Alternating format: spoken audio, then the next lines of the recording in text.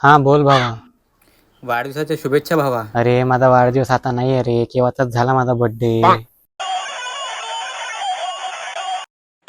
हा हॅलो. हा बोल भाऊ. हॅपी बर्थडे यश भाई. अबे माझा बर्थडे नाही रे आज. तुम्हाला कोण सांगून राहिला माझा बर्थडे आज?